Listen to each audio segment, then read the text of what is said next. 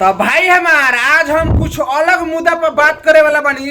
अलग मुद्दा पर कुछ दिखावे वाला बानी तारा लोग के। हाँ भाई हमारी बात सही सुन ला जा। खेसारी लाल यादव हमारे बड़का भैया के बारे में और पावर स्टार भरुआ सिंह के बारे में भाई हो वीडियो में शुरू से लेके अंत तक बने रही है, बहुत मजा आई। आ संघर्ष के कैले बा कैसन कैसन स्थिति में पावर स्टार भरुआ सिंह और बड़का भैया खेसारी लाल यादव के वीडियो देखावे ला बानी भाई हो। तो जे नइके देखले उ एक बार वीडियो देखिए जा। पावर स्टार भरुआ सिंह हमार बड़का भैया खेसारी लाल यादव कैसन कैसन स्थिति से गुजरल बड़े जा आ कब कब के फोटो बा कैसन कैसन चेहरा बा उनका लोग के तार के वीडियो में शुरू से अंत तक बन रहा था। वीडियो में हम देखावे ला बानी। तो भाई हमार पहले देखा जाए पावर स्टार भरुआ सिंह के शकल और सूरत।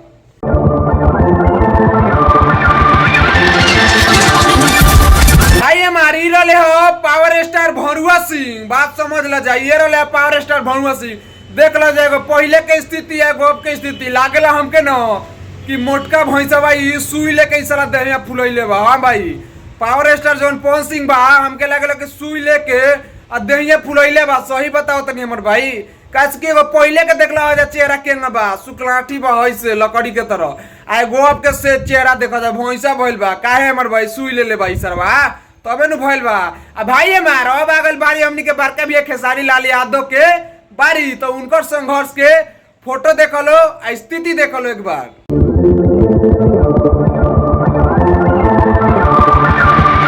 तो भाई हमारी रहे हमनी के trending hit machine Khesari Lal Yadav. देखो जा हमार भाई कि पहले के जमाने में ई हीरो से कम ना रहन पहलो भी। आज तो रियल के हीरो भरले बारे लेकिन पहले भी हीरो से कम ना रह। देखला जा चेहरा स्टाइल में बाल रखले बारे भाई हमारे स्टाइल में स्थिति गुजरा था। देखला ना ई रहे हमनी के trending hit machine Khesari Lal Yadav. तो भाई हो खेसारी लाल यादव के केहू टक्कर दी आज तक ले केहू ना दी ना देले बा। बात सही बा। तो खेसारी लाल यादव के जितना फैन बारो जा चैनलवा सब्सक्राइब कर लियो जा मर्दे।